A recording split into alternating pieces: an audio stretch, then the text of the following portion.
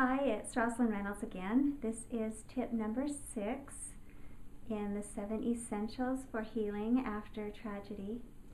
And my 6th tip is to build belief in yourself.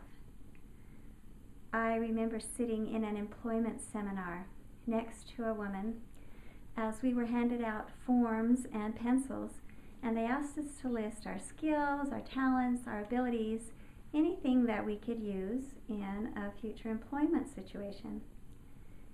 And I noticed she didn't pick up her pencil, and I looked over at her and she said, "I can't do anything. All I've ever done is be a wife and a mother." And she sat looking at her pencil, and then I just watched with an aching heart as she pushed her pencil aside, picked up her purse, and walked out of the seminar.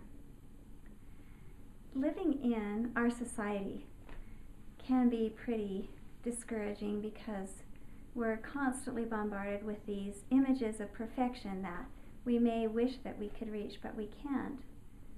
And then when tragedy strikes, it's like grief is the ultimate humbler.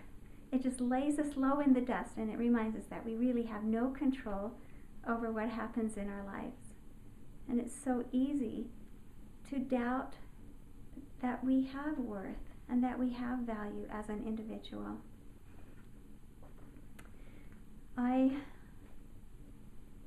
searched for ways that I could build belief in myself, and I love turning to the scriptures for help. And I love how in John 13:34, the Lord tells us, "As I have loved you, love one another." And then in Matthew 22:36, the Lord counsels, "Love thy neighbor as thyself."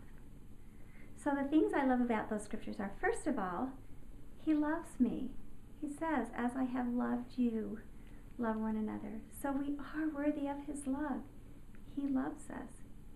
Then He asks us to love our neighbors as much as He loves us. And how much did He love us? Enough to give His life for us. And then He says we're to love our neighbors as ourselves. So we are to love ourselves that much. We're to be kind to ourselves. We're to be patient with ourselves. We're to be tender with ourselves and not put ourselves down. I loved that. So that's my first suggestion, is think about who we are, that we are children of that divinity. I want to read you a quote that Doreen told me. She said, "It helps me so much to realize that even though I am now alone, I still have a Father in heaven who cares about me and is watching over me. Somehow I can make it through the hard days if I remind myself that He is near and He loves me." You are a spiritual being. You have a higher power that loves you and wants to help you. So continually ask Him for that confidence, for that belief in yourself, and He does send it. I am a witness to that. Spend time reading His Word, spend time in prayer, drawing near to Him, and you will begin to feel that confidence grow. A second suggestion that I have is to memorize uplifting words, scriptures, poems. I love memorizing great poems, great quotes, anything that helps you remember that you as an individual are worthwhile and you have value.